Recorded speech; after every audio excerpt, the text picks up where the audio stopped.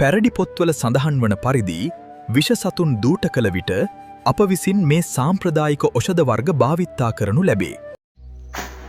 ආයුබෝවන් පැරණි පොත්වල සඳහන් වන විෂ සතුන් සඳහා ඖෂධ දිවි මකුළු විසට පැරණි පුස්කොළ පොත්වල සඳහන් අත් බෙහෙත් තලකොළ යුස ගානු මීටම අඹ සුඹුලු කොටා මිරිකා රත්කර ගානු සහිදලුණු දෙහි ඇඹුලෙන් දිය කර ගානු. එතකොට ගෝනුසු විසට ඖෂධය සූදානම් කරනවා. කෝන් තෙරි තෙරි ඒ ස්වාහා යන මන්ත්‍රයෙන් පොල් තෙල් ගගා විස බහින තුරු මතුරනු. වෙන සර්ප විසටද යහපති. අද මම ඔබට හොඳම ඖෂධය සූදානම් කරනවා. මුරුංගා පොතු යුසින් කෑමුකයේ ගානු. මොනර පිලහා ගිතෙල් දුම් දෙනු. අත්තන යුස ගානු විස බසී. කුප්ප මේනි කොළ උණු සමග ගානු. වරා කොළ කොටා පොට්ටනිය බැඳ තවනු.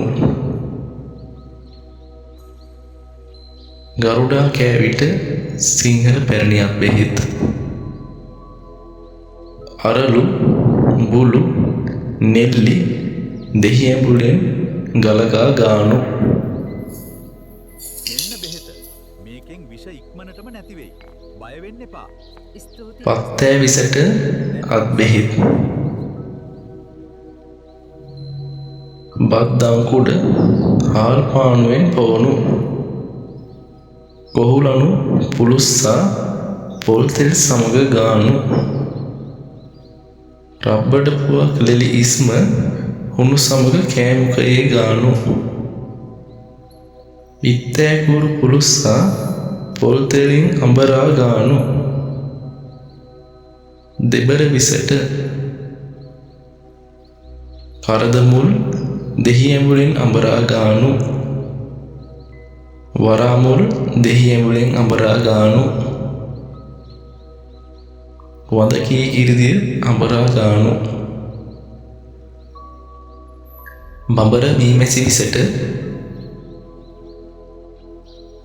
මීට ලුණු තරම් අද්දුටු අත් බෙහෙත් නොමැති තරම් දෂ්ට කළ වහාම ලුණු කුඩු කර වතුරෙන් තෙමා කෑමුකයේ ගානු.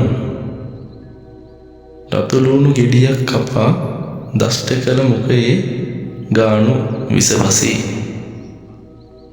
අහම්බෙන් මේකී මැස්සේ ගිලුණු විට ලුණු තිය කර කීප විටක් පොවනු. ස්තුතියි.